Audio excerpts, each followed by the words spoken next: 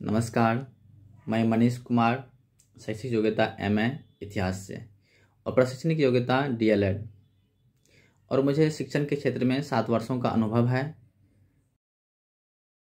और मेरा गांव काफ़ी प्रसिद्ध है क्योंकि यहाँ पे गौतम बुद्ध की बहुत बड़ी प्रतिमा लगी हुई है और इस कारण से इसे बुद्ध चौक के नाम से जाना जाता है। और हम इसे कहा जाता है कि जब से ये प्रतिमा लगी हुई है तभी से जो है इस गांव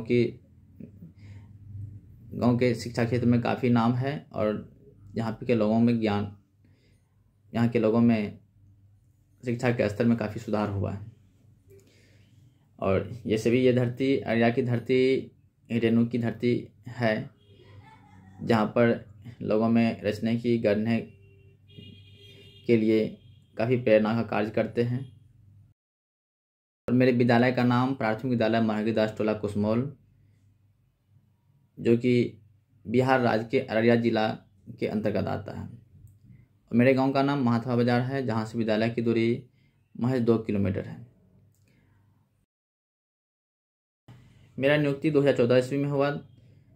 जब मेरी नियुक्ति हुई तो मैं जब विद्यालय गया तो वहाँ पर हमारे विद्यालय में शिक्षकों की संख्या बहुत कम थी। मात्र एक शिक्षिका थी जिसके ऊपर जो है सारी जवाबदेही बनी हुई थी, जिससे बच्चों में जो है शिक्षा में स्तर में थोड़ा सा कमी थी शिक्षक के अनुभव के कारण से।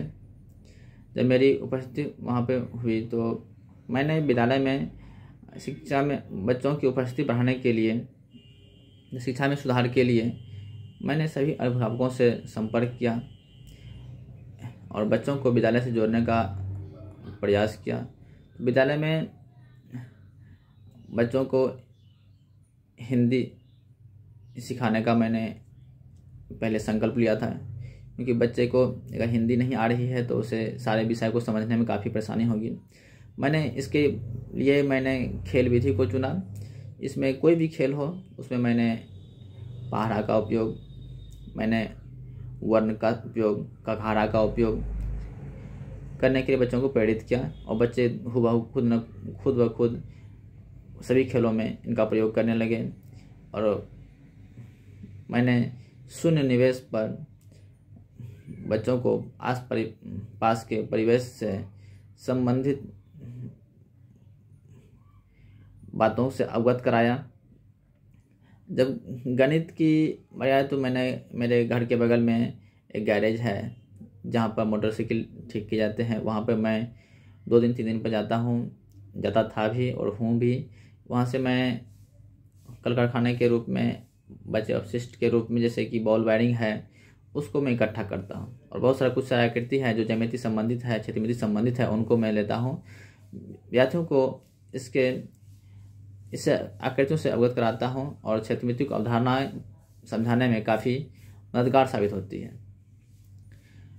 और मेरा प्रथम संकल्प था कि विद्यालय में सभी बच्चे हिंदी पढ़ना सीख जाएं, और जिसको मैंने महज 6 महीने में पूरा किया। और विद्यालय में उपस्थिति, पढ़ाई के इस स्तर में सुधार के कारण से विद्यालय में इतनी उपस्थिति हुई कि आज मेरा विद्यालय भरगांव प्रखंड में उपस्थिति में सर्वोत्तम स्थान पर है। और गत वर्ष मैंने श्री अरविंदो सोसाइटी से मैंने प्रशिक्षण लिया था। उस प्रशिक्षण में बहुत सारे नवाचार का प्रयोग करने के लिए सीखा और कुछ नवाचार को मुझे करने का ही मौका मिला। उसके बाद मैं टीचर इनोवेटिव पाठशाला ऐप ZIIEI को जब मैंने डाउनलोड किया, उसमें से सारे किताब की विषय वस्तु को उसमें दिया हुआ है।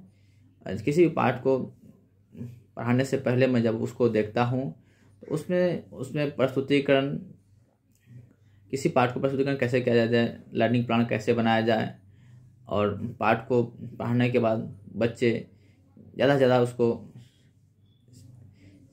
रख सके, इसके लिए काफ़ी मददगार साबित हुई। ये एक मानसिकता ख़त्म हो गई कि बच्चों को सिखाने के लिए जो TLM का उपयोग किया जाता है उसके लिए पैसे की आवश्यकता होती है। मतलब शून्य निवेश पर भी अच्छे से अच्छे TLM का उपयोग किया जा सकता है। मैंने ये श्री अरविंदो सोसाइटी के द्वारा सीखा। और जब इसकी एक सेमिनार अररिया ज़िला में हुई थी तब मैंने वहाँ पर भी कुछ नए नए नवाचार किए थे और बहुत सारे शिक्षक बंधुओं ने नवाचार का प्रस्तुतिकरण किए थे। मुझे बहुत कुछ सीखने के लिए मिला। और अभी कोरोना के समय में जब शिक्षा अस्त व्यस्त है तो श्री अरबिंदो सोसाइटी के द्वारा शिक्षा के क्षेत्र में विकास के लिए हम लोग को अभी फिर से ट्रेनिंग दिया जा रहा है। और इसके में सबसे ज़्यादा मतलब जो है बच्चों को जो है घर बैठे ही ऑनलाइन शिक्षा के द्वारा कैसे जोड़ा जाए और इसमें प्रयास किया जा रहा है।